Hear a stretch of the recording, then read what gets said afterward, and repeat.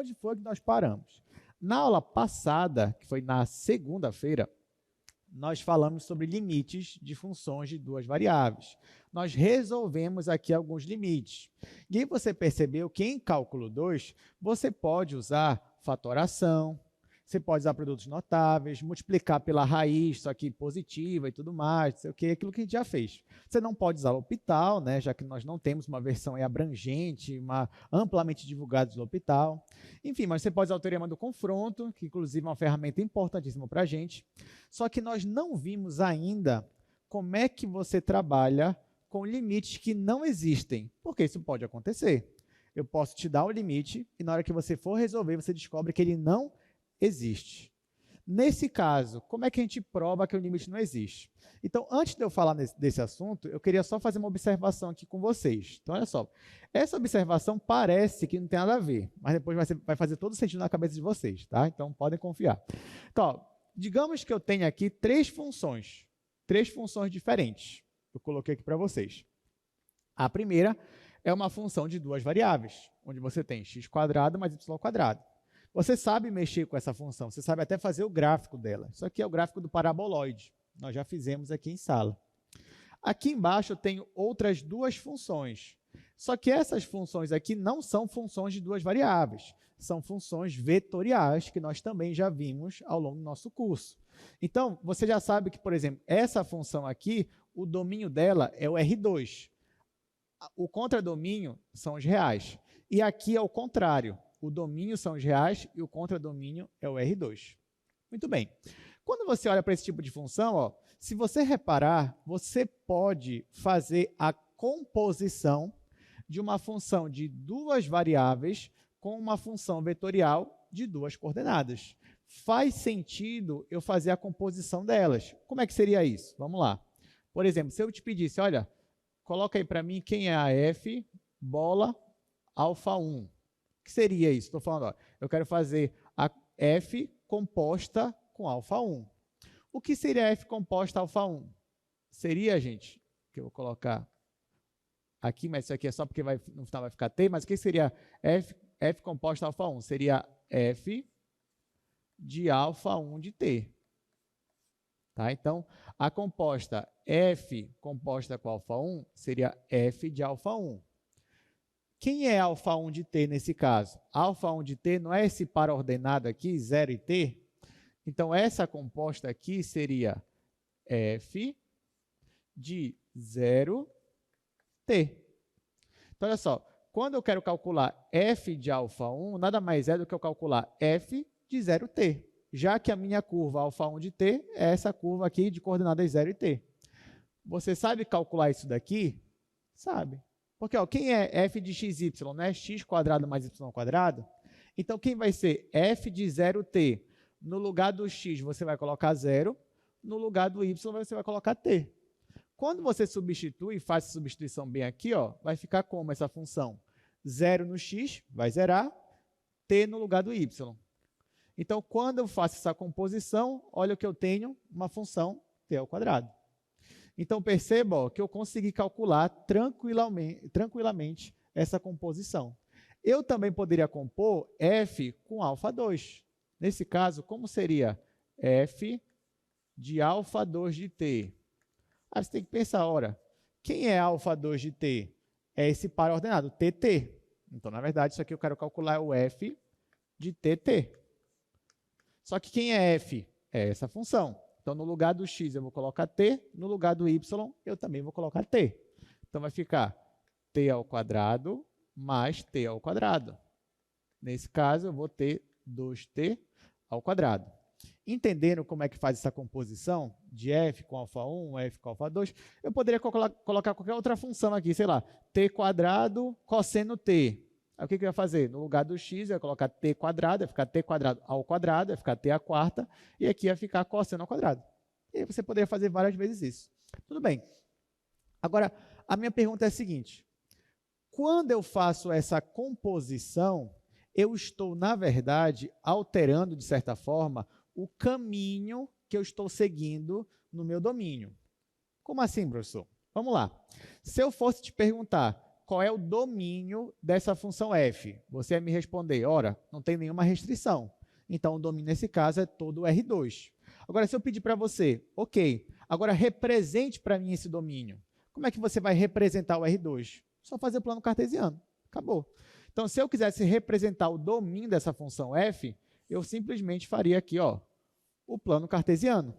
E aí, todo o plano cartesiano seria o domínio da minha função f. Quando eu faço, olha só, quando eu faço essa composição aqui, f de alfa 1, sabe o que eu estou dizendo? Que eu não estou mais caminhando por todo o R2. Eu estou caminhando apenas por meio dessa curva aqui, alfa 1. Se eu te perguntar qual é o gráfico de alfa 1, você saberia me dizer? Ora, x é 0 e o t está variando de menos infinito até mais infinito, mas o x é sempre 0. Então, nesse caso, o gráfico dessa função alfa 1 seria exatamente o eixo y. Seria isso daqui. Então, olha só. Se eu tenho só essa função f de x do jeito que ela está aqui, sabe o que eu estou falando para você? Que você pode pegar qualquer ponto do R2, já que o domínio dela é o R2. Da feita que eu faço essa composição aqui, ó, f de alfa 1, eu estou dizendo para você, olha, eu já não estou mais querendo todos os pontos do domínio dela, de f. Eu querendo só os pontos que estão no gráfico da minha função alfa 1. Então, eu estou caminhando apenas aqui, ó, ao longo do eixo y, quando eu faço essa primeira composição. Quando eu faço a segunda composição, quer dizer que aqui no domínio eu estou caminhando conforme o gráfico da minha função alfa2. Se você fosse fazer o gráfico da função alfa2, você ia descobrir que é uma reta crescente, na verdade é a função identidade. Então, você teria uma reta assim, ó. Então, quando eu faço a minha composta f com alfa2, é como se no meu domínio eu estivesse caminhando só seguindo os pontos dessa reta aqui agora, que é a minha reta identidade. Tudo bem, gente? Então, quando você faz essa composta, lá no domínio da sua função, você está mudando a forma que você está caminhando. Antes, você podia caminhar por todo o plano livremente. Depois, eu podia caminhar só pelo eixo y. Depois, eu podia caminhar só aqui por meio dessa reta, que é a minha função identidade. Tá, pessoal? Mas e daí? Né? Por que eu ia querer restringir o meu domínio, que estava todo R2, só numa reta? Porque isso vai funcionar para a gente também quando eu for analisar o gráfico dessa função aqui, ou de qualquer outra função. Então, eu vou pegar aqui outra função, uma função qualquer. Imagina que você está com uma função qualquer e que o gráfico dela é, sei lá, algo mais ou menos assim, o gráfico dela.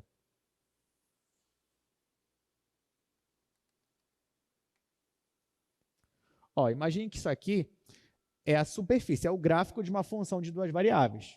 Você sabe que todo gráfico ele tem aqui um domínio, né? Toda função tem o seu domínio.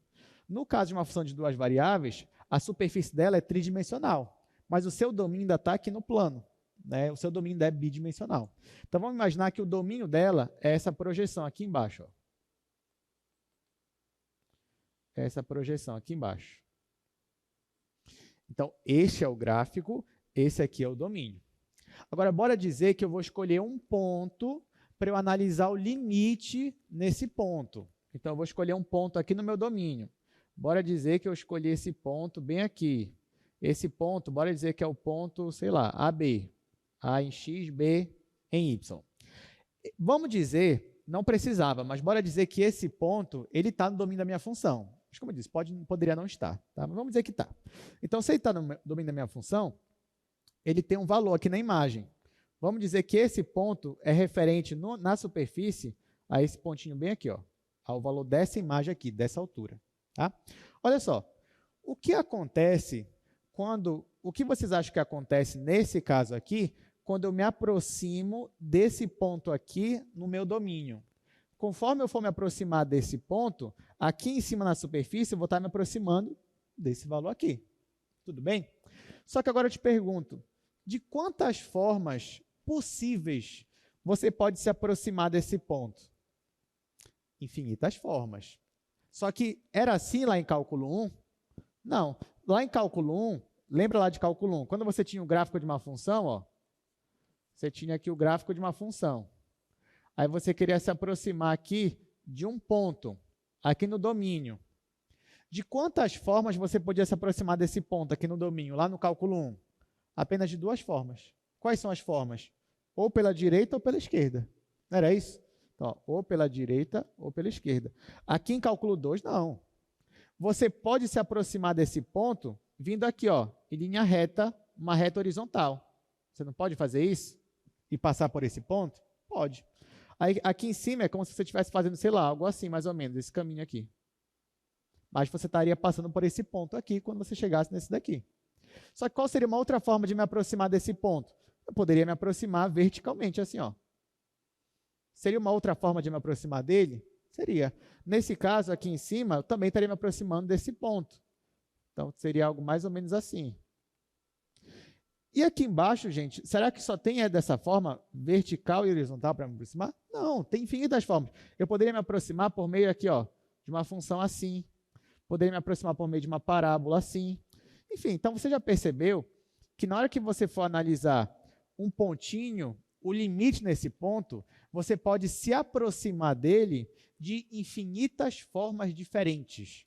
Ah, eu vou me aproximar em linha reta, vou me aproximar por meio de uma parábola, vou me aproximar por meio de uma senoide. Você pode. Agora, vocês concordam comigo que se o limite nesse ponto aqui existe, então não importa o caminho que eu escolher, aqui em cima eu sempre vou estar me aproximando do mesmo ponto na minha imagem? Sim ou não? Sim. Se o limite existe, sim. Vocês também concordam comigo que se eu escolhesse dois caminhos diferentes e lá para o mesmo ponto, tá? Para o mesmo ponto, eu escolher dois caminhos diferentes. Eu me aproximo ou pela horizontal, ou me aproximo por meio de uma parábola. Só que lá em cima, no gráfico, eu obter valores diferentes, vocês concordam comigo que, nesse caso, o limite não existe? Faz sentido? Faz. Que nem no cálculo 1. No cálculo 1, às vezes você tinha isso aqui, ó. Você tinha isso aqui lá no cálculo 1. Né? Então, quando eu me aproximava pela direita, eu obtinha um valor aqui. Se eu me aproximasse pela esquerda e obtivesse outro valor, é porque o limite não existia. Não é assim que funcionava? É a mesma coisa aqui no cálculo 2. Então, no cálculo 2, quando o limite existe, então todos os caminhos vão levar para o mesmo lugar, para o mesmo valor na imagem. Agora, se dois caminhos levarem a valores diferentes para a mesma tendência, então é porque o limite não existe. Só que aqui, gente, sabe quem vai definir a forma de como eu vou caminhar no domínio da minha função? São essas curvas aqui, ó. Então, quando eu for escolher caminhos para seguir lá no cálculo 2, aqui no cálculo 2, o que eu vou fazer na prática é escolher curvas e fazer a composição da minha função com essas curvas e calcular o limite para essa composição. É isso que eu vou fazer. Tá? Então, essa é a teoria, né? Espero que vocês tenham conseguido entender, mas agora a gente também vai partir para a prática. A gente vai calcular a parte daqui. Mas antes eu vou mostrar, claro, o teorema que está por trás disso que eu expliquei aqui para vocês, tá bom? Então, vamos aqui para o nosso slide, onde nós estamos falando sobre unicidade de limite, ou o contrário, né? Quando o limite é único ou quando o limite não existe. E para isso nós estamos usando essa proposição aqui. Presta atenção porque ela é importante, olha só. Vamos assumir que esse limite aqui, ele já existe, tá? Então, você não vai precisar calcular o limite, ele já existe. Vamos assumir que esse limite aqui, ele já existe e é igual a ele. Vamos considerar também uma curva αt. Só que essa curva, ela tem que obedecer duas hipóteses, duas condições. Qual é a condição? Primeira condição, aqui diz α de t0 tem que ser igual a b para algum t0 pertencente ao domínio de α, e α de t tem que ser diferente de AB para todo t diferente de t0. Professor, não entendi nada. Calma. Traduzindo para vocês, o que essa primeira condição está dizendo é que essa curva aqui, ela tem que passar pelo ponto onde eu estou calculando o meu limite. É isso que está dizendo. Mas ela tem que passar pelo ponto uma única vez. É isso que diz. Então, a primeira condição, a curva que eu for escolher, ela tem que passar pelo ponto. Mas ela só pode passar pelo ponto uma única vez e nunca mais. Essa é a primeira condição.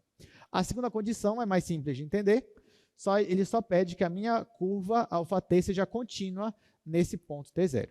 Tá? É isso que ele está pedindo. Então, se essas condições são satisfeitas, então, quando você faz o limite da composta, quando t tende a t0, o limite tem que ser L, se o limite existe. É aquilo que eu comentei agora com vocês. Se o limite existia, então não importa o caminho que eu for seguir, o valor na imagem sempre tem que ser o mesmo. Só que o que acontece também é aquilo que eu já comentei. Então, se você escolher duas curvas diferentes e essas curvas vão te dar limites diferentes, valores diferentes, então é porque aquele limite ele não existe. Em outras palavras, se você quer provar que o limite não existe, você vai escolher curvas, caminhar por meio delas e tentar mostrar que essas curvas te levam a lugares diferentes. É isso que a gente vai fazer. Na prática, como é que vai funcionar? Vamos ver. Então, olha só. Verifique se os limites abaixo existem. Então, vamos lá. A gente vai resolver essas duas questões.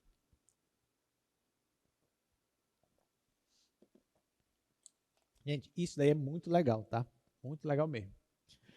Porque agora que a gente vai aprender como é que prova que o limite não existe, né?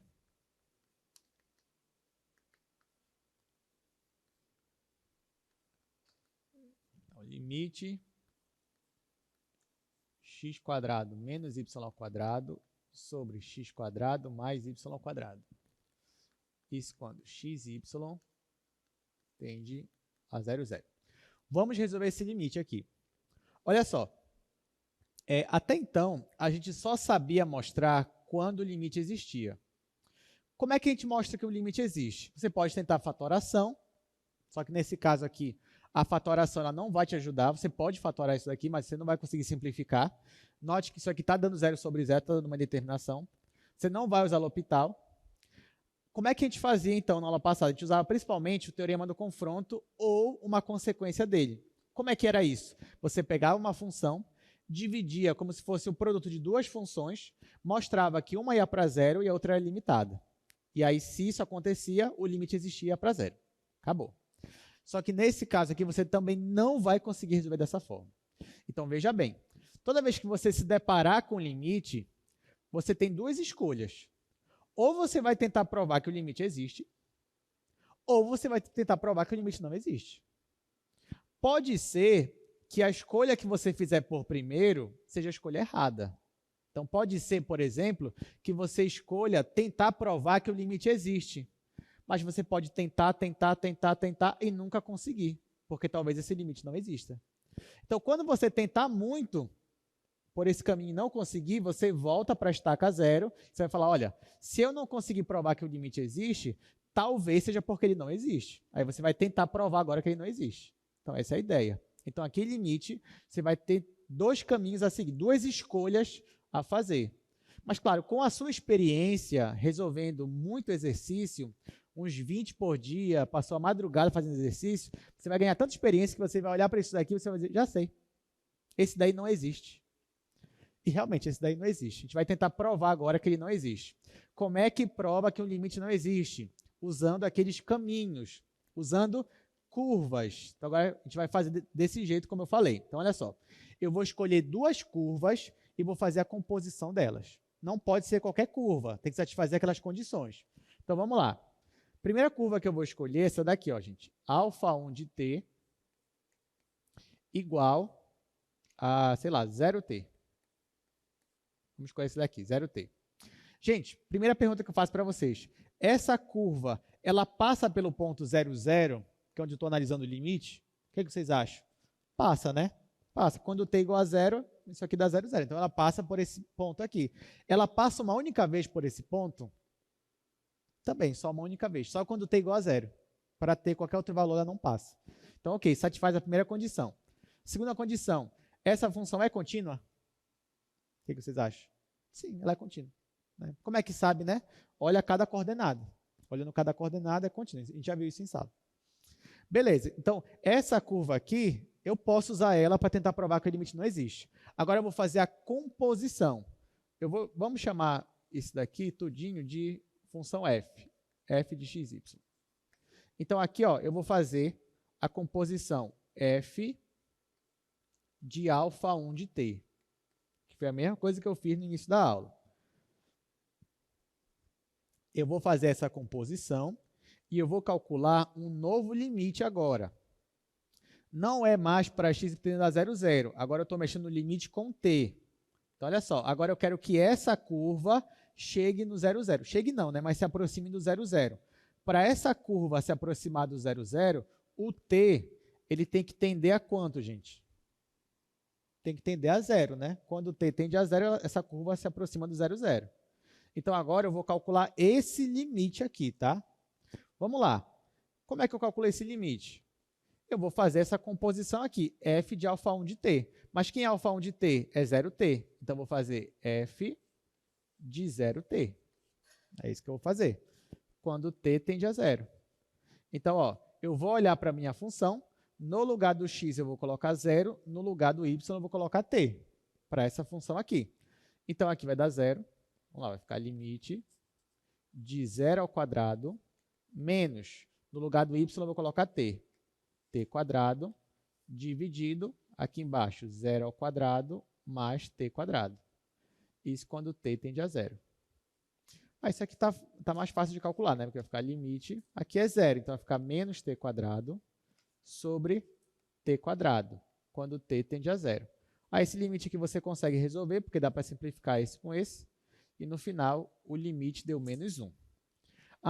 Então quer dizer que aquele limite existe e é igual a menos 1? Não, não quer dizer isso. Só quer dizer que você escolheu um caminho para seguir e quando você seguiu por esse caminho, o valor desse limite aqui deu menos 1. Mas não quer dizer que o limite existe é igual a menos 1, tá? Agora eu vou tentar escolher um outro caminho e ver se vai dar um valor diferente. Então, vamos lá. Então, eu vou escolher aqui, colocar aqui α2 de t, tá? Então, esse aqui já é outro. Então, ó, a outra curva que eu vou escolher aqui para a gente vai ser a curva, se eu escolhi 0t, agora eu vou escolher tt. Eu poderia escolher também t e 0, não tem problema, mas eu vou escolher a curva tt. Essa curva aqui, ó, tt, ela passa pelo ponto 0, 0? Sim ou não? O que vocês acham? Passa, né? Quando é que ela passa? Quando t é igual a 0. E só. Não passa nunca mais. Ela é contínua? É. Então, eu posso calcular o limite para esse caso aqui. Então, vamos lá. Quando eu escolher essa curva, bora ver o que vai dar o limite. Vai ficar limite de f de α2, isso aqui o α2 é tt, então vai ficar f de tt, isso quando t tende a 0. Vamos lá. Como é que vai dar isso aqui? Vai ficar limite. Agora, no lugar do x eu vou colocar t, no lugar do y eu vou colocar t também.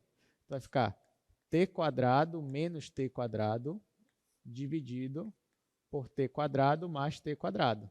Isso quando t tende a 0. Aqui em cima vai dar 0, né? Vai ficar limite de 0 sobre 2t quadrado quando t tende a 0. Gente, esse limite aqui é uma indeterminação?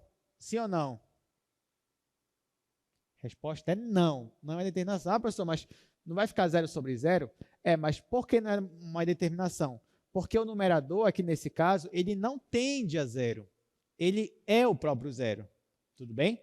Ele é o próprio 0. Se ele é o próprio 0, então o próprio 0 dividido por um número que tende a 0, mas não é 0, isso vai dar 0, né? Já que o numerador é o próprio 0. Tá? Então, aqui o valor desse limite é 0. Opa! Então, olha só o que aconteceu. O limite deu igual ao anterior? Não. Quer dizer que eu segui por um caminho e aí o valor da imagem deu menos 1. Escolhi outro caminho e o valor da imagem deu 0. Isso significa o quê? Que o meu limite ele não existe, porque eu escolhi caminhos diferentes e me deram resultados diferentes. Tá? Então, nesse caso aqui, ó, a resposta é que esse limite aqui, ele não existe. Ou seja, aqui, ó, eu caminhei pelo eixo y no meu domínio, deu menos 1. Mas quando eu caminhei por aquela função identidade, aí o limite já deu 0, deu diferente. Né? Então, como deu diferente, eu posso afirmar que o limite não existe. Todo mundo entendeu como foi que a gente resolveu aqui? Pois é, então na prova, toda vez que você quiser provar que o limite não existe, você vai ter que pensar em dois caminhos que vão te dar resultados diferentes, tá bom? Então, ó, 0 é diferente de menos 1, então provamos que o limite não existe. Vamos para o segundo limite que está lá no slide. Então, a letra B, limite quando x, y tende a 0, 0, xy dividido por x quadrado mais y quadrado. A gente vai tentar resolver agora esse limite aqui, gente. Bom, eu já vou suspeitar que ele não existe. Então, se eu já estou suspeitando que ele não existe, qual é o caminho que eu vou seguir? Pegar duas curvas, tentar conseguir resultados diferentes. Então, ó, nesse caso aqui, eu vou tentar. Aí você vai dizer, não, professor, mas esse limite aqui existe. Ó. Tira o y daqui, fica uma fração limitada. Mas nesse caso, a fração ela não fica limitada não, tá, gente? Só se fosse x ao quadrado. Mas como não é x ao quadrado, a fração ela não fica limitada. Tome cuidado. Assim, quando você separa o y, né, ou quando você separa o x, o que sobra não é limitado. Então, vamos lá. Então, eu vou tentar provar que esse limite ele não existe, na verdade.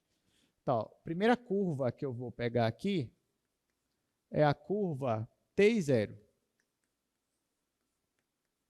Aí, nesse caso, aí essa curva ela passa pelo ponto 0, 0, uma única vez, ela é contínua. Então, faz sentido eu calcular esse limite aqui. Limite quando t tende a 0. Bora chamar isso aqui de função g. Então, aqui ó, vou fazer a composição de g com α1. Mas quem é α1? É a função t0. Então, como é que vai ficar esse limite? No lugar do x, eu vou colocar o t, no lugar do y, eu vou colocar 0. Então, aqui vai ficar t vezes 0, dividido por t quadrado mais 0 ao quadrado. Isso quando t tende a 0. Ora, aqui vai dar, isso aqui vai dar limite de 0 sobre t quadrado. Isso quando t tende a 0. Nesse caso, gente, mais uma vez, você tem 0 no numerador, mas é 0 mesmo. Então, isso aqui vai dar 0. Então, esse limite aqui deu 0. Pronto. Então, escolhi uma curva, já deu o resultado aqui, o resultado é igual a 0. Agora, olha só, gente. Se eu escolhesse uma segunda curva, sei lá, se você escolhesse assim, ó, α2 de t, por exemplo, bora escolher igual a 0t. Escolhendo essa curva, o limite ia ficar limite de g de 0t, quando t tende a 0. Isso aqui, no lugar do x, ia ficar 0, no lugar do y ia ficar t. Isso aqui ia te dar limite de 0 sobre t quadrado, quando t tende a 0.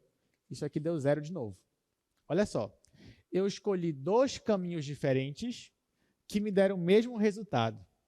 Então, eu posso afirmar que o limite existe? Não.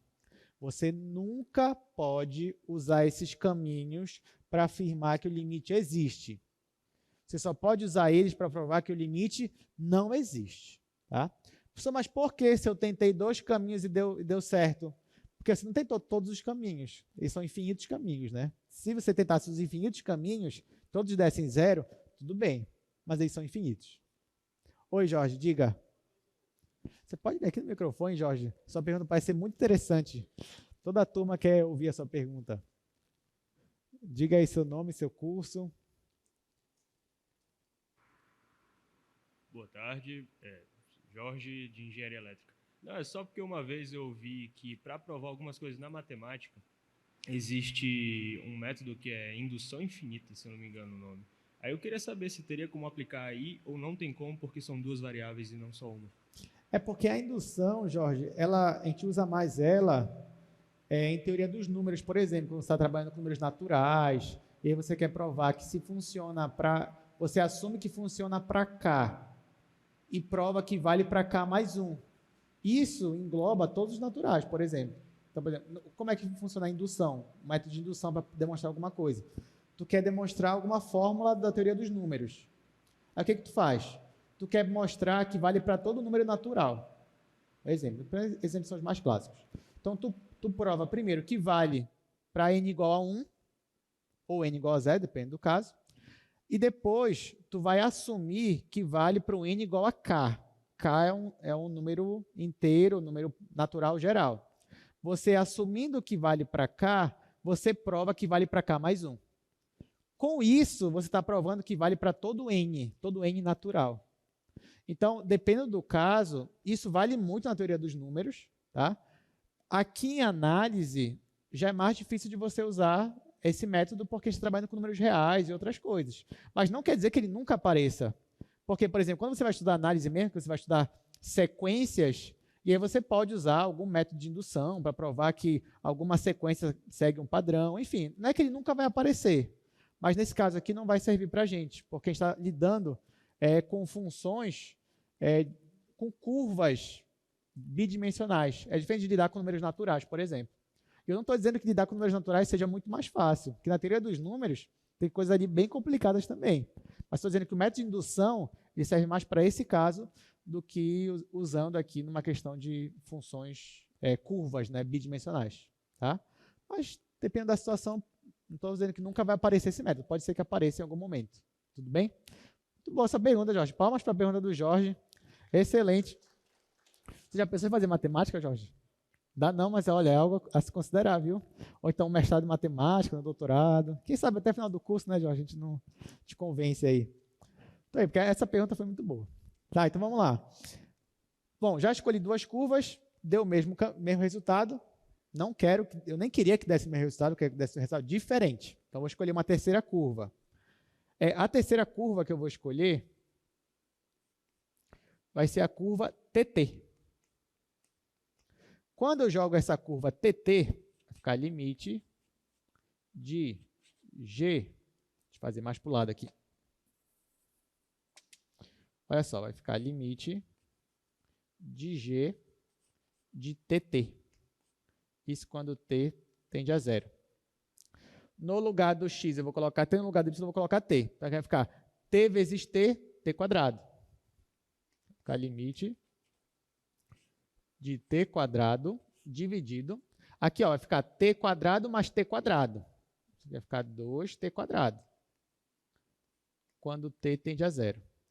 Posso simplificar. E no final isso aqui vai dar 1 sobre 2. Olha só que interessante.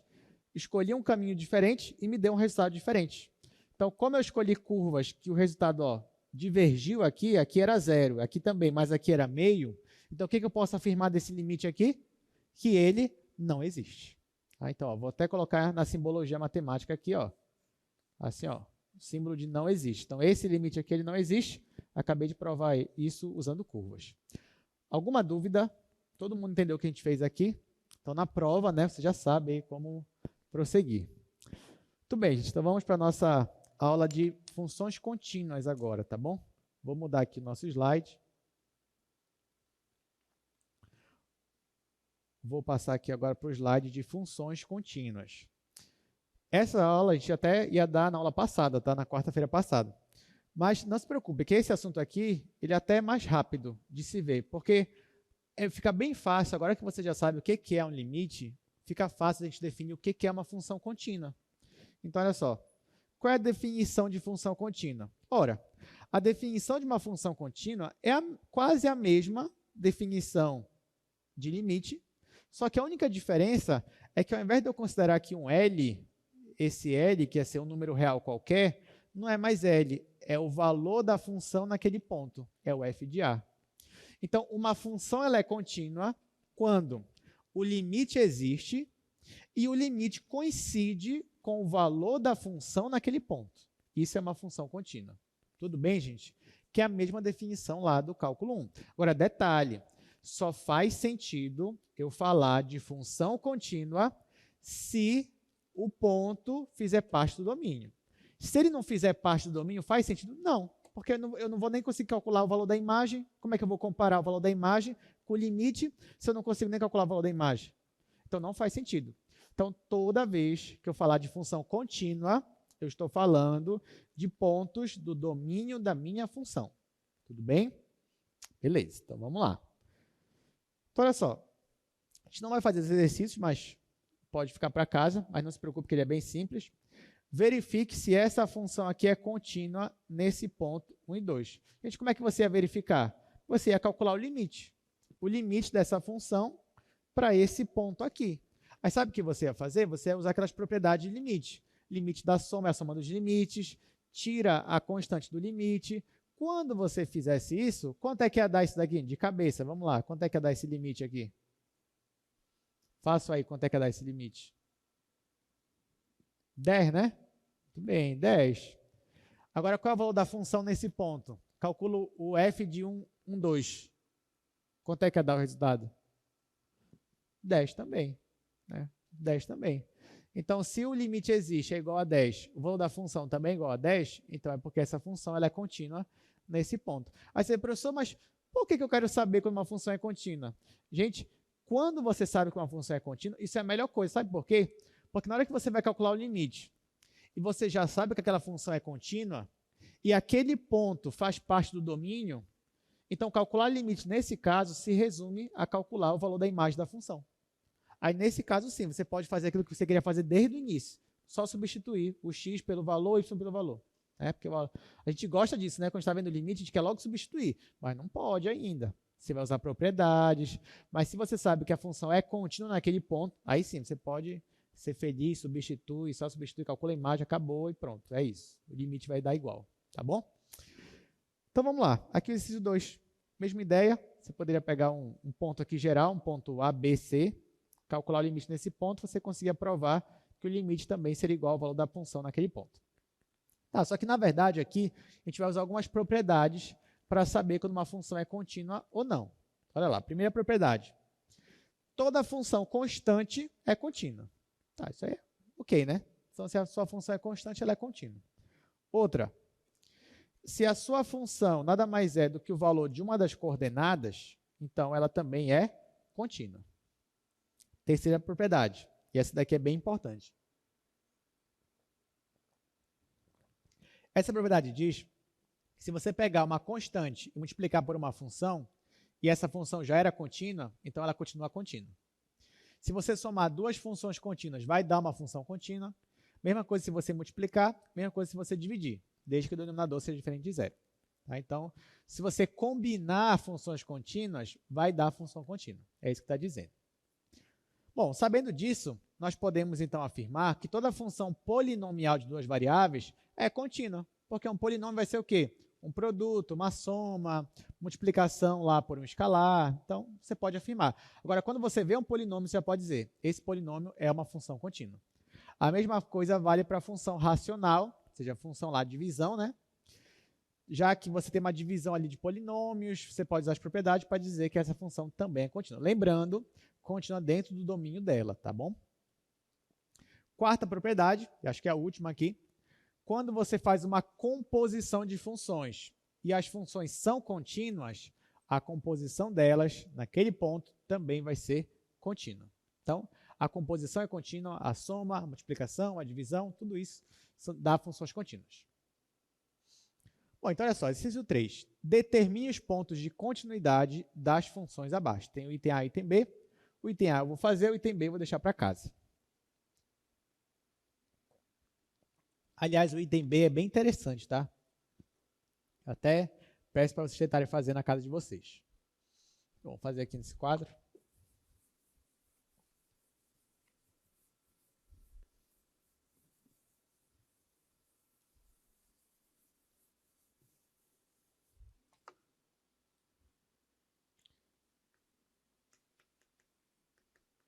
Esse é o exercício 3.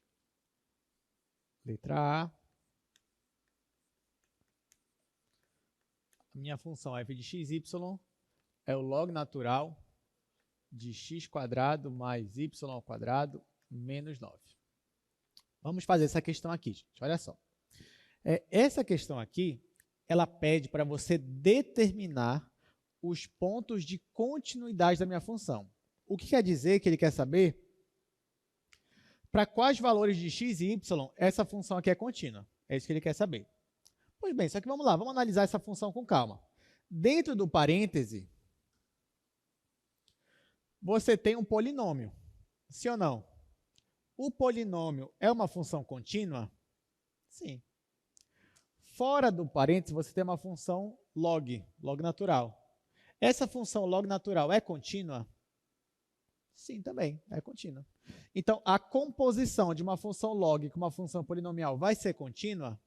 Vai. Então, resposta, essa função é contínua em todo o R2? Não. Qual é a resposta certa? Essa função é contínua em todo o seu domínio. Tá? Então, quando eu digo que uma função é contínua, subentende-se que eu estou afirmando que os pontos de continuidade são os pontos do domínio da função. Então, nesse caso aqui, achar os pontos de continuidade se resume a eu achar os pontos do domínio da minha função. Simples assim. Então, na verdade, essa questão aqui é de análise de domínio, coisa que a gente já fez aqui em sala, por isso que eu não vou ficar repetindo muito uma questão dessa. Então, nesse caso aqui, eu quero analisar o domínio da minha função. Qual é a minha restrição aqui? Do log. Dentro aqui do log, do argumento, tem que ser o quê? Positivo. Então, a minha restrição é que x² mais y² menos 9, isso aqui tem que ser maior que zero. O que significa que x² mais y² tem que ser maior que 3². Por que eu coloquei assim? Porque já para ficar naquele formato da equação da circunferência. Então, nesse caso, ó, se eu fosse esboçar essa região aqui, o que eu faria?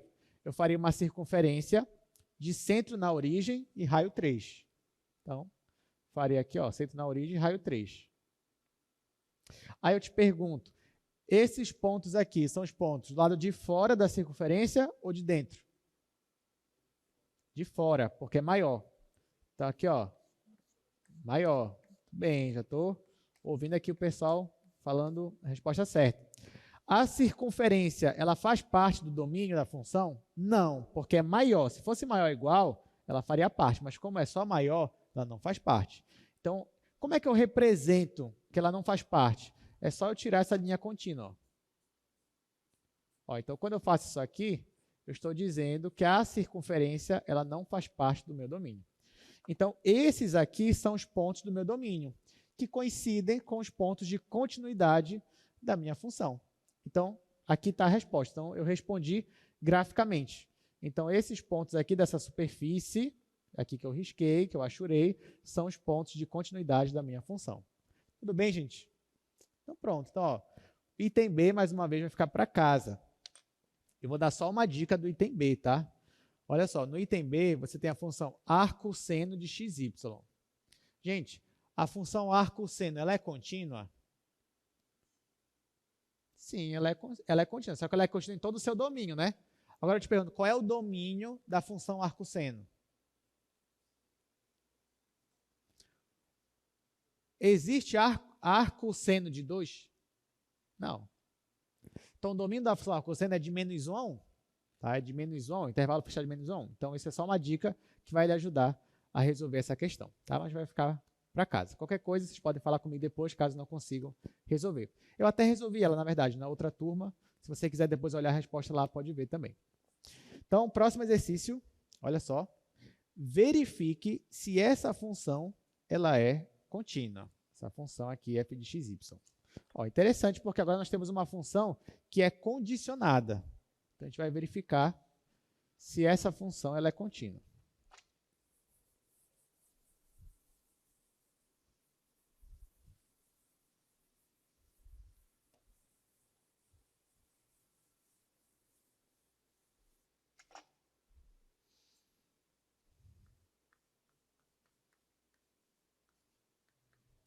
Então, deixa eu colocar aqui a função f de xy.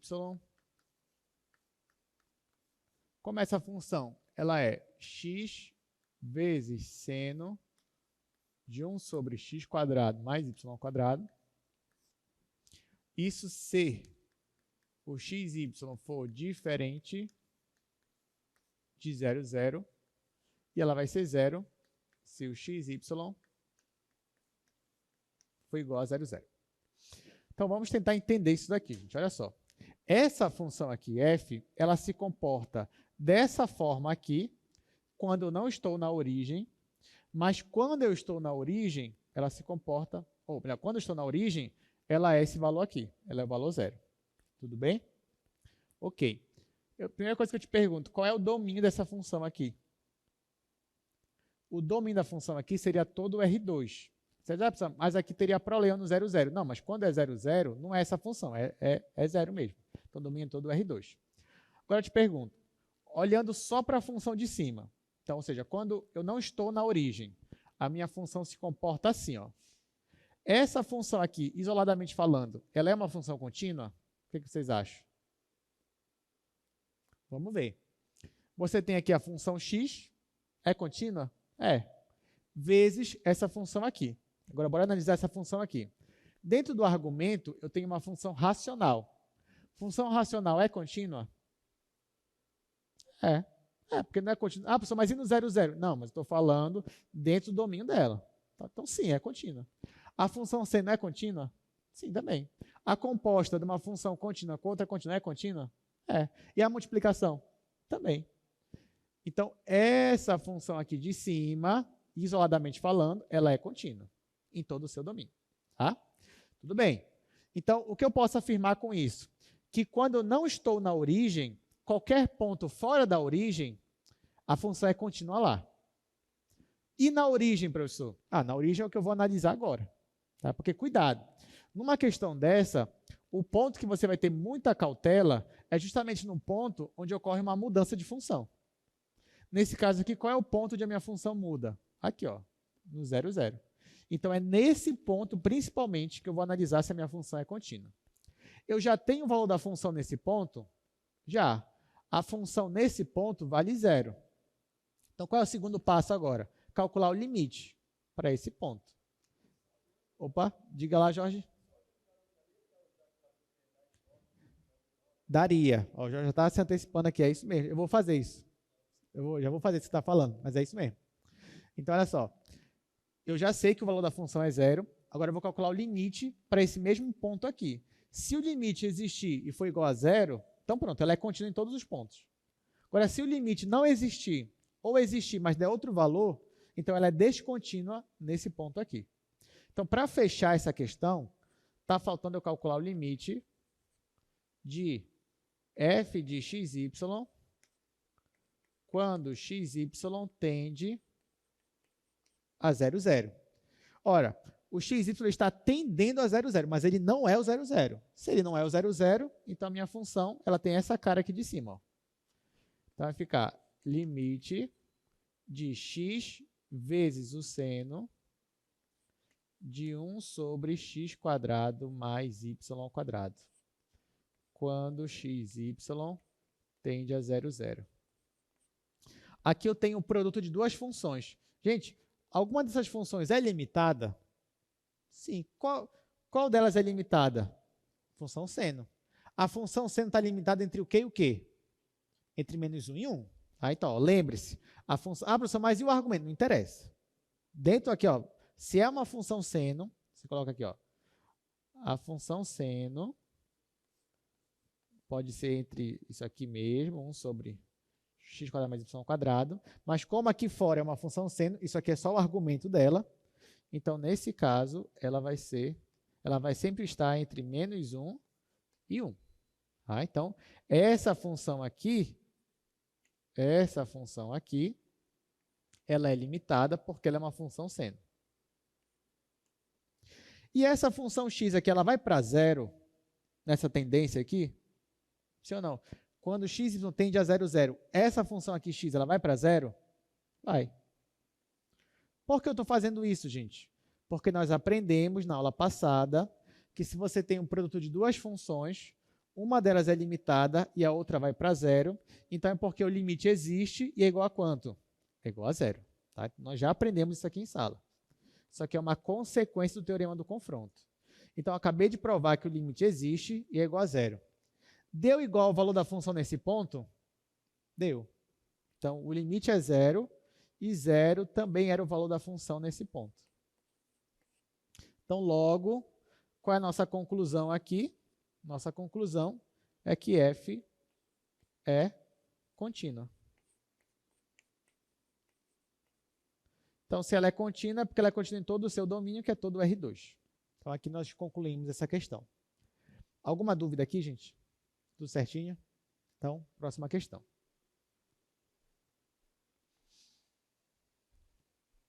Exercício número 5 agora.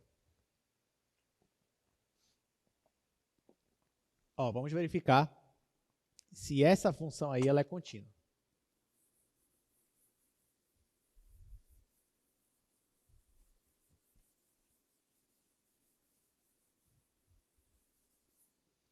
Você já pode fazer no seu caderno. Tente resolver essa daí.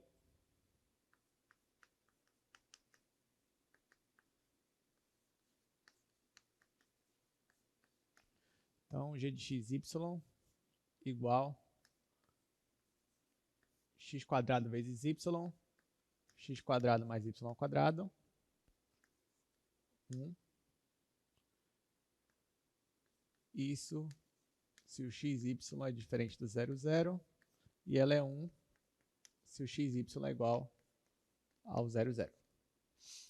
Tá, vamos fazer isso daqui. É o mesmo raciocínio de antes. Se eu não estou na origem, a minha função ela assume essa função aqui. Essa função racional ela é contínua. Então, fora da origem, essa função é contínua. Resta saber agora na origem. Agora é isso que a gente vai ter que calcular. Para descobrir se ela é contínua na origem, eu vou ter que calcular o limite dela para x, y tendendo a 0, 0. Então, vem, ó, calcular o limite quando x, y tende a 0, 0. Ora, se eles estão tendendo a 0, 0, mas não é o 0, 0, então essa função assume essa cara aqui. Que vai ficar x quadrado sobre x quadrado mais y quadrado vezes y. Aqui eu já separei o y. Você já sabe o que eu quero fazer, né? Eu quero separar em duas funções aqui, se multiplicando. Eu quero mostrar que uma vai para 0 e a outra é limitada. Então, ó, no caso, quem está indo para 0 é só a função y. E agora eu quero provar que essa fração aqui, eu quero provar que ela é limitada. Nós já provamos isso na aula passada. Então, eu vou fazer aqui rapidamente, mas você já sabe fazer. Como é que eu provo que essa fração é limitada? Basta você perceber, ó, que aqui em cima você tem x quadrado e aqui embaixo também x quadrado. Então, eu posso afirmar que x quadrado é menor ou igual que x quadrado mais y quadrado, já que aqui eu estou só somando com um termo não negativo. E x quadrado também é maior ou igual que 0. Então, o que eu faço agora? Eu divido todo mundo por x quadrado mais y quadrado. Quando eu faço isso, aqui do lado esquerdo vai dar 0 ainda. Aqui vai ficar 0. No meio vai ficar x quadrado dividido por x quadrado mais y quadrado. E do lado direito, isso aqui por isso daqui, que é a mesma coisa, vai dar 1. Ó, então, acabei de provar que essa fração aqui ela é limitada entre 0 e 1. Então, se ela é limitada e essa daqui vai para 0, então o limite existe e é igual a 0. Olha, o limite existe, mas ele é igual ao valor da função nesse ponto? Nesse caso, não. Porque qual é o valor da função nesse ponto? É 1. Então, ó, o limite, eu consegui calcular ele, porém é diferente de 1, sendo que 1 era o valor da função no ponto 0, 0. Então, com isso, eu acabo concluindo o quê? Que no 0, 0, a função ela é descontínua, mas apenas no 0, 0. No resto, ela é contínua. Então, posso afirmar assim, ó, G é descontínua. G é descontínua apenas em 0, 0. Tá? Então, essa aqui é a minha resposta. Só em 0, 0, no resto, ela é contínua. Próximo exercício. Esse aqui é o melhor desses. Olha só, exercício 6. Verifique se a função abaixo é contínua.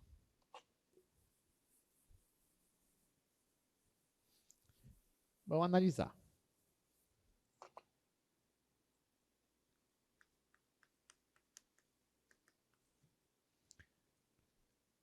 Aqui é g de xy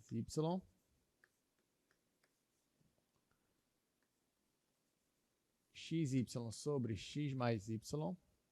Aqui é 0. Se o xy é diferente de 0, 0. Agora aqui, se for igual a 0, 0. Vamos resolver essa questão, gente. Vamos lá. É a mesma coisa. Se eu não estou na origem, a função é racional, então ela é contínua. Resta descobrir se no 0, 0 ela é contínua. Para isso, vou calcular o limite. Então, eu venho e calculo limite de quando xy tende a 0, 0, dessa função xy dividido por x mais y. Aqui, ó, não adianta você separar um y e deixar x sobre x mais y, porque essa fração, nesse caso, não vai ser limitada, tá, gente? Não vai ser. Se fosse x quadrado, aqui é o quadrado, tudo bem. Mas como não é limitado. Então, aqui, já vou cortar caminho, eu vou provar para vocês que esse limite aqui não existe. Tá? Vou provar que ele não existe. Então, para isso, eu vou escolher duas curvas. Ó, a primeira curva que eu vou escolher é a curva 0t. Então, se eu escolher a curva 0t, vai ficar o limite. No lugar do x, eu vou colocar 0. No lugar do y, eu vou colocar t. Vai ficar 0 dividido para t. Isso quando t tende a 0. Aqui é o próprio 0, né? Então, isso aqui vai dar 0. Agora, vamos escolher a segunda curva. Porém, eu até queria... Boa. Ó, o Jorge falou tt. Vamos lá. Tá, vou seguir aqui. Vou seguir aqui a ideia do Jorge. Vou colocar tt. Nesse caso, se eu colocar tt, vai ficar limite t vezes t, que é t quadrado, dividido por t mais t, que é 2t. Isso quando t tende a 0. Aí, nesse caso, ó, vai simplificar esse com esse, vai ficar t sobre 2, só que t tende a 0. Então, esse aqui vai dar 0. Tá? Então, ó, não deu certo. Assim, não deu certo não, né? Mas as duas curvas que eu escolhi me levaram para o mesmo valor. Aí, aqui você poderia tentar t quadrado, enfim, tem vários. Aqui eu já vou dizer qual é, mas eu gostaria tanto que vocês tentassem fazer esse limite. Mas agora não, né? Agora eu já vou dizer qual é a resposta.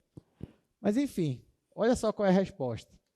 A curva que vai me dar um valor diferente é a curva t quadrado menos t. Essa daqui. Aí você diz, nossa, professor, como é que eu ia descobrir isso daí na hora da prova? Treinando, exercitando. Aí você vê a questão dessa, ah, tá, já sei. É isso daqui. Pronto. Simples assim, né? Ah, professor, eu resolvi muito uma dessa de madrugada lá. 5 da manhã eu estava resolvendo. É isso mesmo, gente. Então, ó, vamos lá. Eu já sei que é essa curva. Mas essa curva aqui passa pelo ponto 0, 0? Sim. Uma única vez? Sim, também. Ela é contínua? É, né? Então, pronto, tá valendo. Porque tem gente que na hora da prova coloca uma curva aqui que não vale. T mais 1. Se bem que T mais 1... não. T mais 1? Não, pior que T mais 1... Não ia passar. Enfim, não sei. Fui dar um exemplo, mas não sei se esse exemplo vai ser ou não. Mas aqui, por exemplo, a pessoa coloca 0... Não, mas também ia passar. Enfim, não vou conseguir agora dar o exemplo dos alunos que eu já vi, mas tem vezes na prova que a pessoa coloca um exemplo que na hora não passa por aquele ponto. E aí não adianta calcular o limite se não satisfaz aquela condição. Então, vamos lá. Aqui, quando eu colocar essa curva, vai ficar limite... Ó, é x vezes y. Vai ficar t vezes t quadrado menos t. Então, vai ficar esse vezes esse. Então, vai ficar t ao cubo menos t quadrado. Dividido. Aqui embaixo vai ficar esse mais esse. Então, vai ficar t mais t quadrado menos t. Isso quando t tende a 0. Aí eu posso simplificar esse com esse. Aqui em cima eu posso colocar t quadrado em evidência. Vai ficar t quadrado em evidência. Aqui vai ficar t menos 1. E aqui embaixo só sobrou t quadrado. Claro que isso aqui já é cálculo 1, né? Simplifico. Quando t tende a 0, isso aqui vai dar menos 1. Então, esse limite aqui deu menos 1. Então, consegui limites dando valores diferentes. Então, nesse caso, é porque o limite aqui ele não existe. Se o limite já não existe, então é porque a minha função ela é descontínua nesse ponto aqui. Só que apenas nesse ponto, tá? Então, a resposta é a mesma que eu coloquei ali anteriormente. Tá? Então, nesse caso aqui, ainda seria G descontínua apenas em 0, 0. Agora, pergunta para vocês. Digamos que caísse uma questão dessa na prova e eu perguntasse se a função G é contínua no 0, 0. Digamos que você não usou essa curva, você já começou por essa curva aqui. Deu menos 1. Só com uma curva, você não consegue provar que o limite não existe, só com uma curva. Porém, nesse caso, só com uma curva, eu conseguia provar que a função é descontínua? Conseguiria. Nesse caso, se eu começasse por essa. Porque olha só o que deu. -1. Então, das duas, uma. Ou o limite não existe, e a função é descontínua, ou se ele existe, qual ia ser o valor dele? -1. E aqui o valor é 0. Então, só daqui eu já poderia afirmar que ela é descontínua. Ah, mas eu nem resolvi o limite. Não me pediu para eu resolver. Né? Só pediu para ver se era contínua. E isso eu verifiquei. Tudo bem, gente? Tá, agora, antes de passar para o assunto de hoje, mesmo, que é falar de derivadas parciais, eu só queria mostrar graficamente. Porque, se você parar para pensar, como é que é isso? Eu tenho um gráfico onde eu vou por um caminho, eu chego numa altura. Vou por outro caminho, chego numa outra altura? Como é que é isso? Então, ó, eu preparei essa função aqui, justamente essa, no GeoGebra, para a gente verificar como é que, o que está acontecendo. Então, olha só. Deixa eu colocar aqui. Essa daqui. Então, olha só, gente. Esse é o gráfico da função. X vezes y, x mais y. Então, eu vou escolher dois caminhos para seguir. O primeiro caminho que eu vou escolher é a curva t e 0. T em x, 0 em y. Com isso, eu estou caminhando aqui, ó, pelo eixo x. Eu estou caminhando aqui, ó, na direção do eixo x, que é esse eixo vermelho. Outro caminho que eu resolvo escolher é o caminho que a gente escolheu, que é t e t quadrado menos t. Caminhar por essa curva seria caminhar por uma parábola, ó, que na superfície seria essa parábola aqui, ó, azul claro. Tá? Então, ó, eu posso caminhar por meio dessa parábola ou posso caminhar por meio dessa reta. Lembrando, eu quero me aproximar da origem, do 0, 0. Então, ó, eu vou escolher um pontinho aqui, que é o ponto A. Esse ponto A está em cima da minha reta. E vou escolher o ponto B. O ponto B já está em cima da minha parábola. Ó. Vou rotacionar aqui, ó, tá aqui os pontos. O ponto B vai ficar sempre em cima da parábola e o ponto A vai ficar em cima da reta. Aí eu quero fazer esses pontos, eles vão se aproximar da origem. Aí olha só o que vai acontecer. Quando esses pontos se aproximarem da origem, deixa eu virar aqui, ó, tá aqui. Aí acho que aqui fica melhor para a gente. Quando esses pontos, ó, eles vão se aproximar da origem, olha o que está acontecendo na imagem. O A, ele está chegando na altura 0, mas o B, ele está descendo, ó. Quando chega aqui perto da origem, eles divergem os pontos. Então, eles não chegam no mesmo lugar. Ó, eles não estão chegando no mesmo lugar. O A está chegando no 0 e o B está chegando no -1. Ó, isso é quando eu me aproximo aqui da minha origem. Ó. Ou seja, quando eu caminho por meio da reta, eu chego no 0. Quando eu caminho por meio da parábola, eu chego no -1. Então, é isso que está acontecendo aqui. Então, nesse caso, o limite ele não existe. Estou seguindo caminhos diferentes, está dando valores diferentes. Tudo bem, gente? Gostaram dessa parte aí de limites que não existem? Interessante, né? Então, agora já falo um pouquinho sobre derivadas parciais. E aí sim, a gente vai chegar no assunto de hoje. Eu queria começar fazendo uma observação. Vou fazer aqui no número 4 mesmo.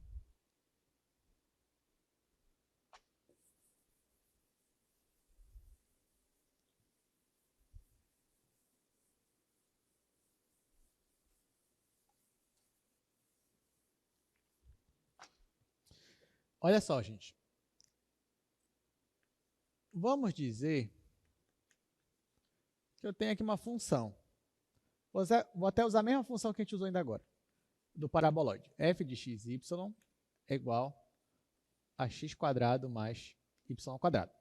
Vamos dizer que você tem essa função aqui, que é a função do paraboloide, mas que, por algum motivo, eu vou fixar uma das variáveis. Ou seja, eu vou escolher um valor para x, por exemplo. Então, vamos dizer que para essa mesma função, eu vou fixar o meu x. Vou escolher um valor para x. X vai ser uma constante. Bora dizer que é 1. Ora, então, se eu tinha essa função, mas eu resolvi, por algum motivo, fixar o meu valor do x, como é que essa função vai ficar nesse caso? Então, agora que eu fixei o valor do x, a minha função f vai ficar f de 1y. Não é verdade? porque eu fixei o valor do x em 1. Se eu fizer isso, como é que vai ficar essa minha função aqui? Vai ficar 1 ao quadrado, que é 1, mais y ao quadrado. Tudo bem, gente? Até aqui está óbvio, né?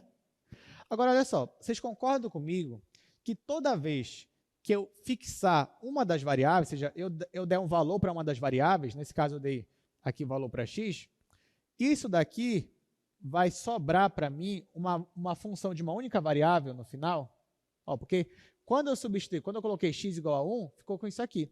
Mas vocês concordam comigo que isso daqui nada mais é do que uma função h que só depende de y, por exemplo? É, né? Você saberia derivar isso daqui? Saberia. Usando a mesma regra do cálculo 1. Derivada da constante. 0. Derivada de y ao quadrado. 2y. Tá, você conseguiria derivar isso daí. Então, então nesse caso, ó, você conseguiria, nesse caso aqui, ó, você ia conseguir derivar essa função, e derivando essa função ia dar 2y. A mesma coisa aconteceria se você resolvesse fixar o valor do y, ia dar uma função que só depende de x, e você ia saber derivar. Tudo bem? Pois é, mas aqui em cálculo 2, a gente vai assumir essa postura e definir como um tipo de derivada. Aí, só que preste atenção. Nesse caso aqui, quando a gente for derivar dessa forma, assim, considerando que uma das variáveis é constante, eu vou chamar essa derivada de derivada parcial. Então, preste atenção. Toda vez que eu falar de derivada parcial, quer dizer que só tem uma variável que está variando. E as outras são fixas, estão paradinhas. É isso que eu estou fazendo. Ô, Jorge, você quer falar alguma coisa?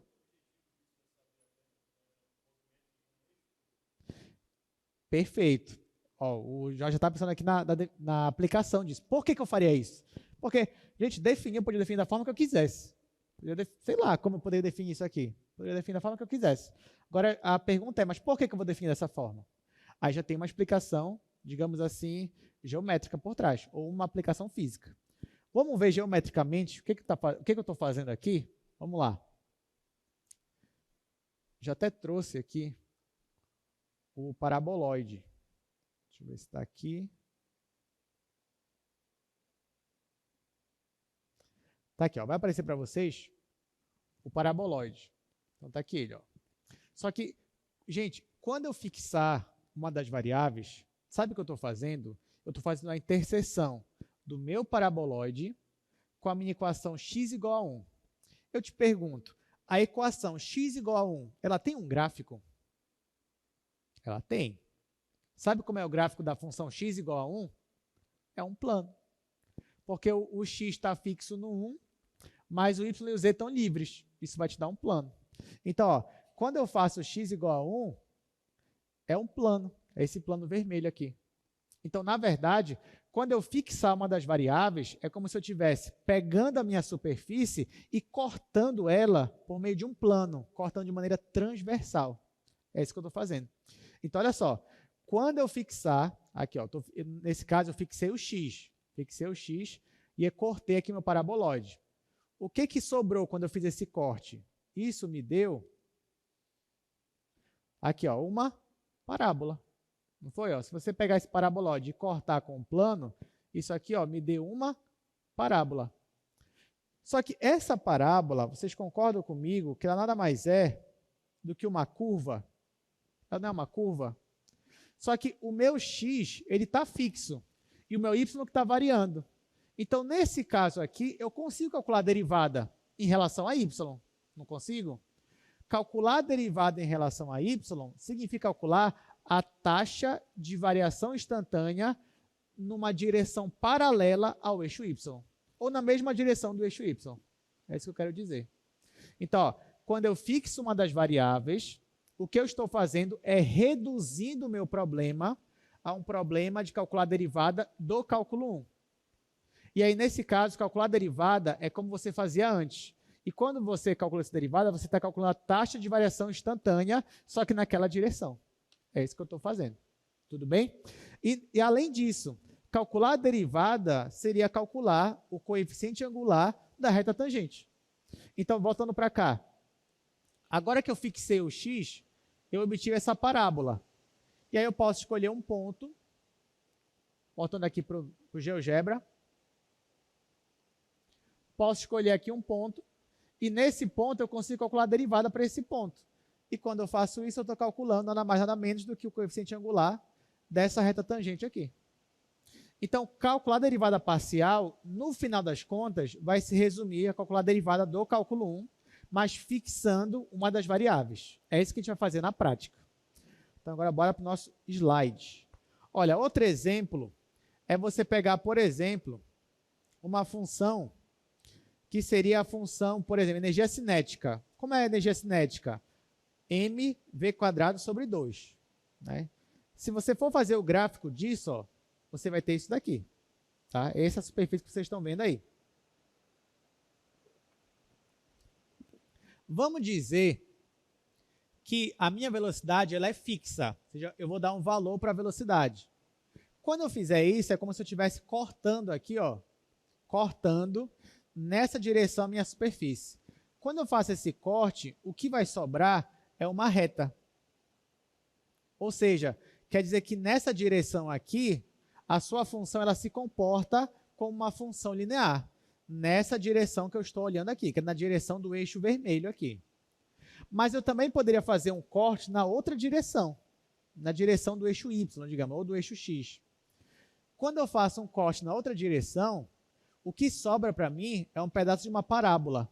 Quer dizer que em uma direção a minha função cresce de maneira linear, mas na outra direção a minha função ela cresce na forma de uma parábola. Então pode acontecer de no mesmo ponto, só que olhando por direções diferentes, você ter taxas de variação diferentes. Você está variando de forma diferente. Tá? Isso é normal aqui em cálculo 2. Então, na prática, ó, uma vez que A e B são constantes, se eu fixei o meu y em B, eu consigo calcular a derivada dessa nova função, que só depende de x. Lembrando que derivada é o limite, né? No caso, seria esse limite aqui. Ó. Mas o meu acréscimo, que é o acréscimo h, ele só aparece na minha primeira coordenada. Na segunda ele não aparece. Na segunda ela está paradinha ali, fixa em B. Isso daqui é o que nós vamos chamar de derivada parcial. Tá? Derivada parcial. A notação de derivada parcial vai ser essa daqui, ó, gente. Lembra que lá em cálculo 1 você tinha duas notações? Você tinha f' de x e você tinha df dx. Ninguém gostava de df dx, só gostava de f' de x, né? Pois é, mas aqui em cálculo 2 a gente vai usar só df dx, tá? Só que nesse caso não df dx, vai usar dρ. dρ f, dρ x. Isso aqui significa que eu estou derivando parcialmente a minha função f em relação a x. Ou eu também poderia derivar f em relação a y. Qual é a diferença? É que aqui em cima o meu y está fixo e o meu x está variando. Aqui embaixo o meu x está fixo e o meu y está variando. Na prática mesmo, eu vou até jogar aqui para uma observação. Na prática, se eu quiser, por exemplo, calcular uma derivada parcial ou em x ou em y, olha o que vai acontecer.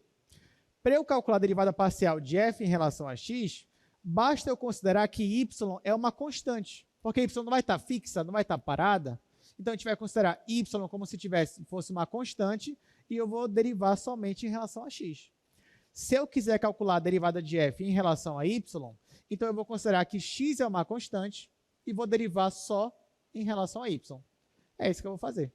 Tá? Então, por exemplo, ó, vamos resolver aqui pelo menos alguns exercícios. Vamos começar pelo primeiro mesmo.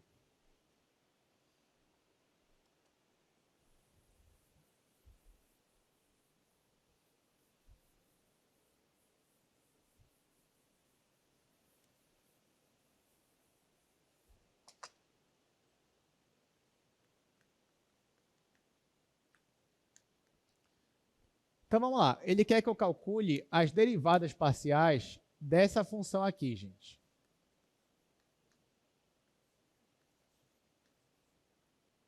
Se a sua função ela tem duas variáveis, então você tem duas derivadas parciais para calcular. A derivada em relação a x, ou seja, na direção do eixo x, ou a derivada na direção do eixo y. Tá? Então, ó, nesse caso aqui, se eu for calcular a derivada da minha função f em relação a x, na prática, olha o que você vai fazer. Preste muita atenção agora. Como é calcular essa derivada parcial? Você vai olhar para essa função, você vai calcular a derivada como você está acostumado. Só que, se você está calculando em relação a x, então toda vez que você olhar para o y, você vai considerar que ele é uma constante, que ele é fixo, ele é uma constante. É isso que você vai fazer. Então, aquelas regras de derivação para constante vão se aplicar para y. Tudo bem, gente? Então, vamos lá. Fora isso, o resto é a mesma coisa. A derivada da soma é a soma das derivadas, regra do produto, regra do quociente, regra da cadeia, tudo. Tudo está valendo aqui. Então, vamos lá.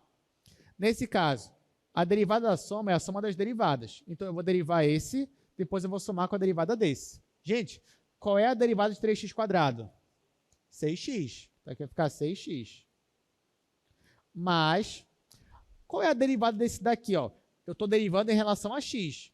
Então, isso aqui para mim é uma constante, certo? Qual é a derivada da constante? 0. Ó, aqui, 2 é constante, y é constante, y ao cubo é constante, vezes tudo é constante. Então, a derivada da constante é 0. Então, no final, a resposta aqui vai ser 6x para essa derivada. Vamos derivar agora em relação a y. Aí eu vou derivar aqui, ó, em relação a y. Aqui, se eu estou derivando em relação a y, o x é constante. Então, isso aqui vai dar quanto? 0. Então, aqui vai dar 0, mais, qual é a derivada disso daqui? 6y². 6y². Tudo bem? Então, calculei os derivados parciais. Oi, Jorge, diga. Olha, eu acho que essa pergunta, só pelo início dela, eu acho que tem que vir no microfone. Falou ali o início, eu falei, acho que é importante. Aí você diz seu nome, seu curso. Me chamo Jorge, sou de engenharia elétrica e bora lá. Ali, se em vez de tivesse uma soma, eu tivesse um produto, o meu y ele é uma constante, mas aí no resultado ele ia ficar 6xy, como é que ia fazer? Porque ele é uma constante, o derivado seria 0, mas Sim. seria 0 aí, vai zerar a função toda, como é que a gente vai trabalhar isso? Não, Jorge, a sua pergunta foi perfeita. Eu vou responder resumindo o segundo exercício, porque vai cair isso que você perguntou. Olha o que o Jorge perguntou, ele falou assim, se o y tivesse aqui do lado do x, 3x² y, como é que seria essa derivada? Ia zerar todo mundo, porque o y é constante, né? Calma lá, a gente já vai resolver isso agora. Então, ó, exercício 2. No exercício 2 vai aparecer isso daí, Jorge. Bora voltar lá para o slide. Olha como é a função g. G de xy. 5x² y² mais xy ao cubo mais 4. Pronto, agora a gente vai responder a pergunta do Jorge. Vou calcular os derivados parciais aqui. Primeiro eu vou calcular em relação a x. Aí na primeira já acontece o que o Jorge falou. Como é que eu vou derivar isso aqui, gente? Porque, ó, estou derivando em relação a x. Então isso aqui para mim é constante. Só que aqui você vai ter uma constante vezes uma função que depende de x, não é isso? Como é que você fazia lá no cálculo 1? Você tinha uma constante vezes uma função que dependia de x. Quando você ia derivar, você zerava tudo? Não, o que você fazia? Você conservava a constante e derivava só a função x. Aqui é a mesma coisa. Quem é constante aqui? O 5 e o y². Então, eu vou conservar os dois. Então, vai ficar 5y². E agora eu vou derivar o x².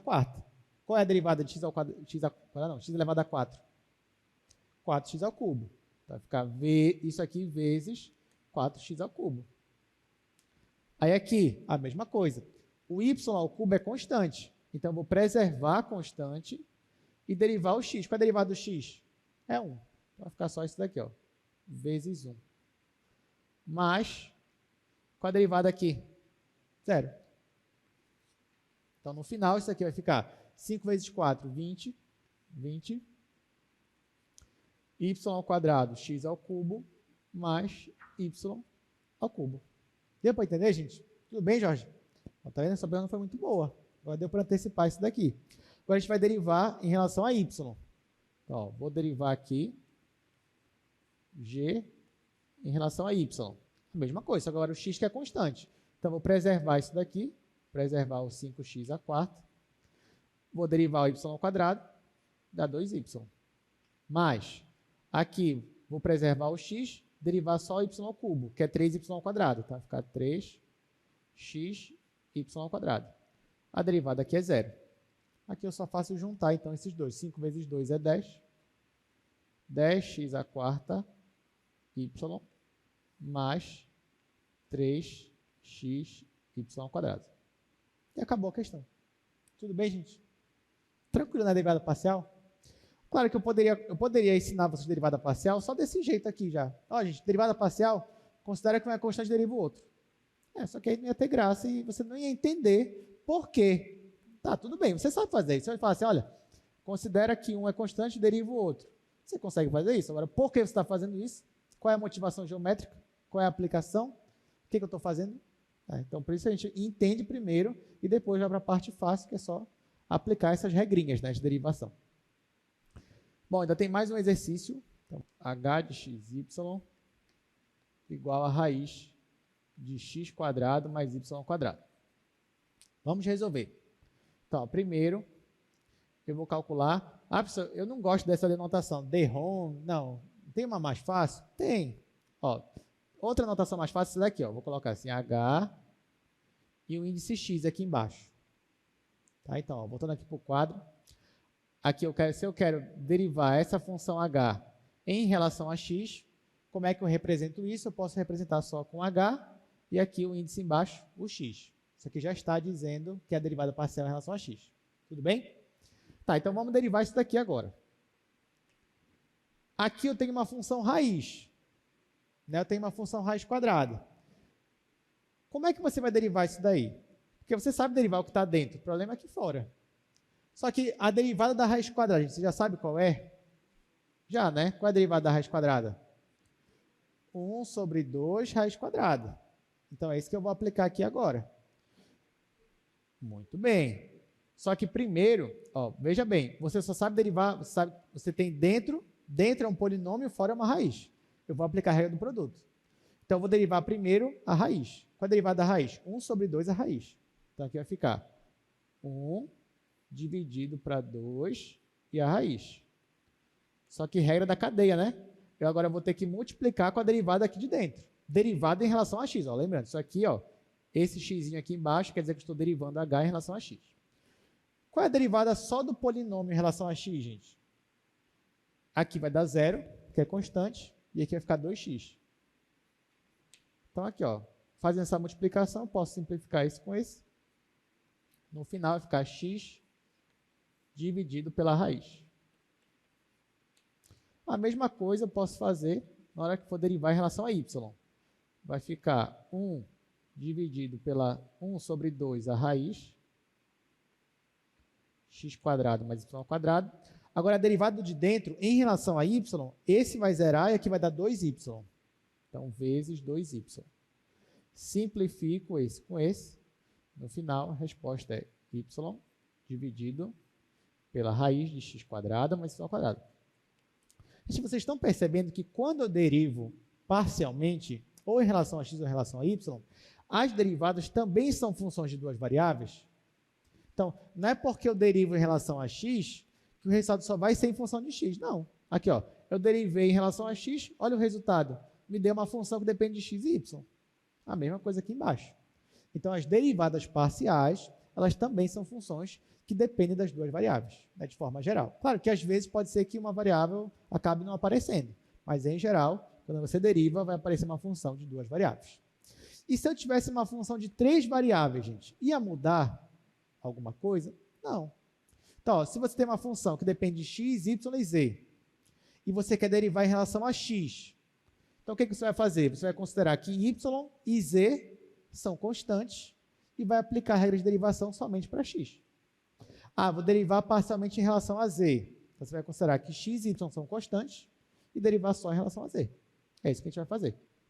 Então, vamos lá. Se você tem uma função de 3 variáveis, então, claro que os derivados parciais ainda são esses limites. Perceba aqui, ó, em relação a x, o meu acréscimo está só na primeira coordenada, em relação a y ele aparece na segunda coordenada, em relação a z ele aparece na terceira coordenada, o meu acréscimo. Então, ó, agora fica fácil, né, calcular as derivadas parciais. Claro que a gente não vai calcular todas, que eu vou fazer brevemente esses exercícios, porque, enfim, é análogo ao que a gente já estava fazendo.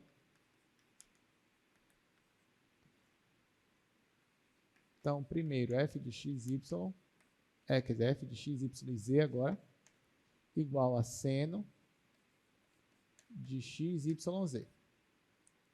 Vamos lá, gente, vamos fazer essa questão aí. Então, ó, eu vou derivar, só vou fazer duas derivadas parciais. Vou fazer em relação a y e em relação a z. Se eu for derivar isso aqui em relação a y, eu vou derivar a primeira função seno, que é cosseno, vai ficar cosseno do que já estava, x, y, z, vezes a derivada aqui de dentro, em relação a y. Então, x e z são constantes, eu vou preservar, e a derivada de y vai dar 1. Então, acabou aqui. Essa é a minha derivada parcial. Se eu fosse derivar em relação a z, vai dar cosseno de x, y, z. Agora, aqui dentro, em relação a z, o z vai sumir, vai ficar só x, y. Pronto. Aí, claro, vai faltar em relação a x, mas você consegue fazer tranquilamente, né, na sua casa. Então, ó, segundo exercício. Vamos para a segunda função agora do slide, que é a função g de x, y, z, que é igual x, y, z dividido por x mais y mais z. Aqui eu só vou fazer uma derivada, as outras duas ficam para casa. Mas claro que se eu tenho uma função de 3 variáveis, eu vou ter 3 derivadas parciais. Aqui eu vou fazer a derivada parcial de g em relação a x.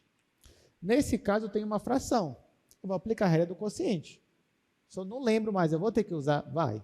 Então vamos aplicar a regra do quociente. Como é a regra do quociente? Vou derivar o de cima. Qual é a derivada do de cima em relação a x, gente? Vai ser yz. Eles são constantes. Aqui a derivada é 1. Então vai ser yz. Vezes o de baixo, que é x mais y mais z, sem derivar, né? Menos o de cima, sem derivar, vezes a derivada do de baixo. Qual é a derivada aqui, ó, em relação a x? Aqui vai zerar, aqui vai zerar, aqui vai dar 1. Então vai dar 1. Então, vezes 1. Dividido pelo denominador ao quadrado. X mais y mais z ao quadrado. Bom, o que eu posso fazer se eu quisesse? Né? Eu poderia multiplicar o yz só com x aqui, ó, porque eu quero cortar com esse menos xyz. Aí no final ficaria assim. Yz vezes y mais z. Aí aqui eu multipliquei, então vai ficar mais xyz menos xyz dividido por x mais y mais z ao quadrado. Por que eu multipliquei só com esse x? Para ficar xyz menos xyz. Aí eu corto esse com esse. Aí no final vai ficar só esse aqui de cima dividido por esse daqui.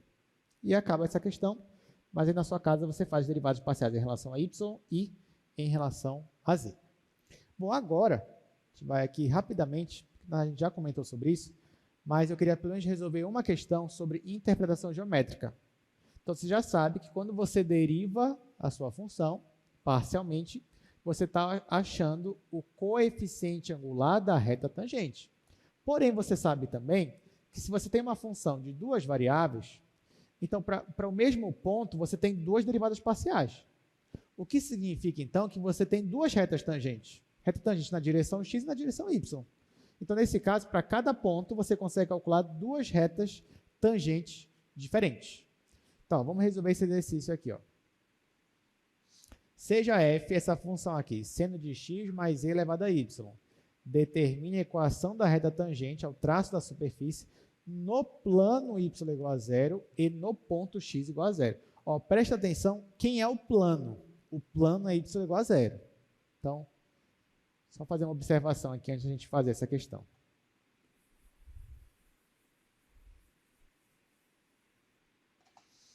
Olha só, se você tem uma função f de duas variáveis e você escolhe um ponto, AB, como eu disse, Para cada ponto AB, você tem duas retas tangentes diferentes, uma na direção x e outra na direção y. Se eu quero na direção x, então eu vou ter que fixar o y. O y tem que ficar parado. Então, ó, se eu vou fixar o y, eu estou trabalhando no plano y igual a b. Toda vez que eu digo plano y igual a b, eu estou querendo dizer que o meu y está fixo e o meu x está variando. Então, se eu estou no plano y igual a b, então a equação da minha reta tangente vai ser z menos f de AB, que antigamente, né, era y menos f de A. Só que aqui a gente está no cálculo 2, vai ficar z menos f de AB. Igual, aqui vinha a derivada. Como o meu y está fixo, a derivada é em relação a x. Então, del f, del x, só que é a derivada aplicada no ponto AB. Aí aqui, a derivada, que é o coeficiente angular, vezes x menos A. Então, essa seria a equação da reta tangente no plano y igual a b. Só que eu também poderia fixar para x, né? Então, no plano x igual a A, como ficaria essa equação? Ficaria z menos f de AB, ou seja, a função aplicada no ponto. O lado esquerdo não muda. Do lado direito, já que o meu x que está fixo e o meu y está variando, então aqui é a derivada agora em relação a y, aplicada no ponto. Aí aqui, vezes y menos b. Então, para o mesmo ponto, eu tenho duas retas tangentes diferentes, uma em cada direção. Agora, vamos voltar para a questão e vamos ver o que ele está pedindo na questão.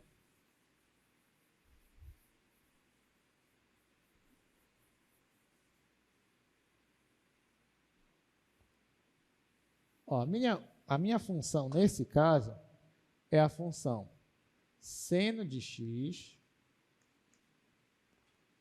mais e elevado a y. Ele quer no plano y igual a zero e no ponto x igual a zero. Bom, o y já era zero. Agora que o x também é zero, então o ponto que eu estou considerando é o ponto 0, 0. Vamos resolver essa questão agora. Bom, se ele quer no plano y igual a zero, é porque o y está fixo. Quem está variando é o x. Então, eu vou derivar parcialmente em relação a x, que vai ser o coeficiente angular que eu quero achar. Quando eu derivo f parcialmente em relação a x, aqui vai ficar cosseno de x, aqui vai ficar zero, porque y é constante. Só que agora eu vou pegar esse coeficiente angular e aplicar no meu ponto. Então, qual é o ponto que eu estou considerando? É o ponto 0, 0. Então, para esse ponto, a minha derivada aqui vai ser cosseno de 0, que vai ser igual a 1. Bom, agora o que está faltando? Está faltando eu colocar a equação. Então, qual é a equação? Vai ficar z menos f de 0, 0, igual a derivada parcial de f em relação a x, no ponto 0, 0, vezes x menos a, só que o a é 0 aqui. Então, eu já sei quem é esse daqui, 0 é 0. Quem é o f de 0, 0? Faltou calcular, né? Aqui, ó, nesse caso, o f de 0, 0 vai ficar seno de 0, que é quanto? É 0, né? Mais e elevado a 0, que é quanto? É 1. Então, isso aqui vai dar 1. Então, aqui vai ficar z menos 1 igual, essa derivada nesse ponto é 1 também, vai ficar 1 vezes x menos 0. X menos 0 é x. Então, no final, a minha equação da reta tangente vai ser z igual a x mais 1. Está aqui. Tudo bem, gente? Eu poderia fazer a outra reta tangente, né? Se fosse no plano x0. Só que aqui a diferença é que eu usar a derivada parcial em relação a y. Aqui aparece a derivada parcial em relação a y, aqui aparece y menos 0. Eu vou tentar mostrar isso para vocês aqui no GeoGebra. Olha só. Então, aqui, ó, olha só. Em azul, você tem o gráfico da minha função. Tudo bem? Aí, nós fixamos no plano y igual a 0. Ó. O plano y igual a 0 é esse que está aí de vermelho. Quando eu faço a interseção do plano com a minha superfície, o que sobra é essa função que vocês estão vendo, a função senoide. Aí eu escolhi o ponto 0, 0. O ponto 0, 0 é quando a minha função ela tem valor 1, é esse ponto P bem aqui. E eu achei qual é o gráfico da minha função reta tangente, que é z igual a x mais 1, que é justamente essa reta ó, que está passando aqui. Então, se eu olho só aqui no plano xz, eu vejo essa senoide, vejo o ponto que eu escolhi e vejo aqui a reta tangente, cuja equação eu acabei de achar aí no quadro. Pode perceber que é a função identidade, só que deslocada uma unidade para cima. Bom, gente, agora, última coisa para encerrar. Sei que a gente só tem 2 minutos, mas é bem simples esse último assunto. Eu só queria falar com vocês sobre a definição do vetor gradiente. O que é o vetor gradiente? Ele é bem fácil de você entender. Se uma função tem 2 variáveis, ela tem quantas derivadas parciais? 2, em relação a x e em relação a y. Então, o vetor gradiente nada mais é do que o vetor formado pelas derivadas parciais de uma função. Então, por exemplo, ó, se uma função tem 2 variáveis, o vetor gradiente é um vetor onde a primeira coordenada é a derivada parcial em relação a x e a segunda é a derivada parcial em relação a y. Se a minha função tivesse 3 variáveis, o vetor gradiente ia ter 3 coordenadas, porque essa é a derivada parcial em relação a x, y e z. Vamos terminar com esse exercício 1 aqui. Esse 2 vai ficar para casa, para vocês se divertirem um pouquinho. Ele é fácil, só que talvez dê um pouquinho de trabalho, mas ele é fácil.